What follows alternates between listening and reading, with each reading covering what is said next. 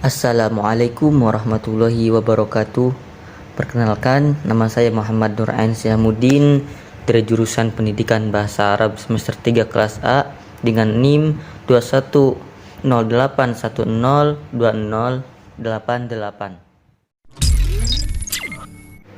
Oke teman-teman, saya akan menjelaskan sedikit pemaparan materi mata kuliah Qawaidul Imla, yaitu tentang tanda baca dan fungsi kegunaannya, yaitu diantaranya ada tanda koma, tanda titik koma, tanda titik dua, tanda hubung, dan tanda seru ataupun yang lainnya.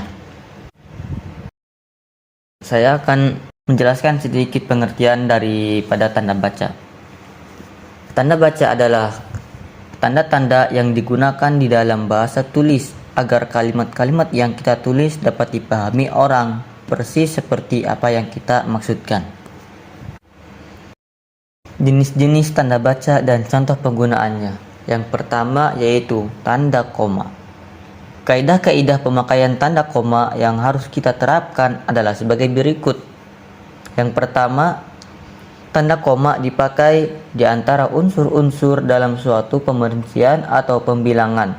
Contoh, saya baru menerima sebuah paket berisi gaun, koma, sepatu, dan tas yang cantik. Yang kedua, tanda koma dipakai untuk memisahkan kalimat setara yang satu dari kalimat setara yang berikutnya, yang didahului oleh kata seperti tetapi dan melainkan.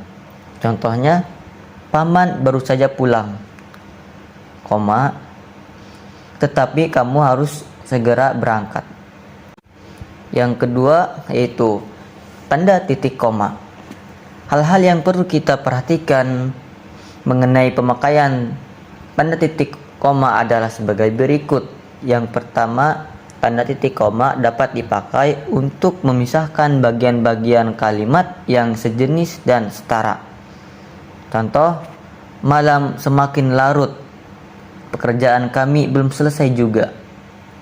Yang kedua, tanda titik koma dapat dipakai untuk memisahkan kalimat setara di dalam suatu kalimat majemuk sebagai pengganti kata penghubung. Contohnya, ayah mengurus tanamannya di kebun, ibu sibuk di dapur, dan adik mengerjakan pekerjaan rumahnya. Yang ketiga, tanda baca dan fungsi kegunaannya yaitu tanda titik dua. Ada beberapa hal yang perlu kita perhatikan mengenai pemakaian tanda titik dua. Yang pertama, tanda titik dua dipakai pada akhir suatu pernyataan lengkap jika diikuti rangkaian atau pemakaian tanda titik dua. Contohnya, Indonesia mengekspor berbagai macam hasil bumi, karet, kopi, rotan, dan kopra. Yang kedua, tanda titik dua dipakai sesudah kata atau ungkapan yang memerlukan pemberian. Contohnya, Ketua Profesor Dr. Ahmad Sanusi. Selanjutnya, tanda baca dan fungsi kegunaannya yaitu tanda hubung. Hal-hal yang perlu kita perhatikan sehubungan dengan pemakaian tanda hubung akan dibahas di bawah ini. Yang pertama yaitu tanda hubung menyambung suku-suku kata yang terpisah oleh pergantian baris. Contohnya, di samping cara lama diterapkan juga cara baru. Yang kedua yaitu tanda hubung digunakan untuk menyambung unsur-unsur kata ulang. Contohnya, anak-anak bermain-main. Selanjutnya, tanda baca dan fungsi kegunaannya yaitu tanda pisah. Mengenai pemakaian tanda pisah ini ada 3 hal yang perlu kita perhatikan. Yang pertama, tanda pisah membatasi penyisipan kata untuk kalimat yang memberi penjelasan khusus di luar bangun kalimat. Contohnya, kemakmuran bangsa itu saya yakin diusahakan oleh bangsa itu sendiri. Yang kedua yaitu tanda pisah dipakai di antara 2 bilangan atau tanggal yang berat sampai dengan atau di antara 2 nama kota yang berarti ke atau sampai. Contohnya, tanggal 1 sampai tanggal 26 Januari 1998. Selanjutnya yaitu tanda tanya. Hal-hal yang perlu kita perhatikan mengenai pemakaian tanda tanya adalah sebagai berikut. Yang pertama, tanda tanya dipergunakan pada akhir kalimat tanya. Contohnya, kapan Sonya pergi dari rumah?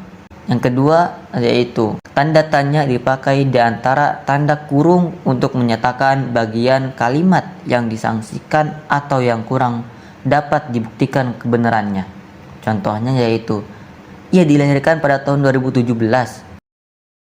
Selanjutnya, tanda baca dan fungsi kegunaannya yaitu tanda seru.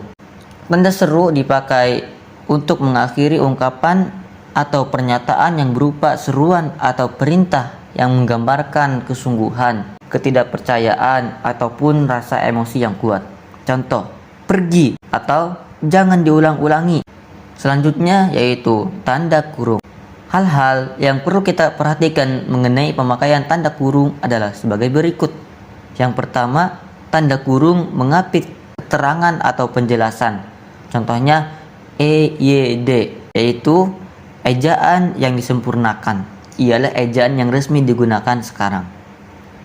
Yang kedua, tanda kurung mengapit angka atau huruf yang semerinci satu urutan keterangan angka atau huruf. Contoh, pemasaran itu menyangkut masalah A. Produk, B. Harga, C. Tempat, dan D. Promosi. Selanjutnya yaitu tanda garis miring. Hal-hal yang perlu kita perhatikan mengenai pemakaian tanda garis miring adalah sebagai berikut. Yang pertama, tanda garis miring dipakai di dalam nomor surat, nomor pada alamat, dan penandaan masa 1 tahun yang terbagi dalam 2 tahun ajaran. Contoh, nomor 7 garis miring PK garis miring 1973. Yang kedua, tanda garis miring dipakai sebagai pengganti kata atau tiap dan ataupun. Contohnya, dikirimkan lewat darat atau laut. Mungkin sekian pemaparan materi dari saya. Bila mana ada materi yang kurang tepat atau penjelasan yang kurang sesuai, mohon dimaklumi sebesar-besarnya. Allahul muwaffiq ila aqwamit thoriq. Wassalamualaikum warahmatullahi wabarakatuh.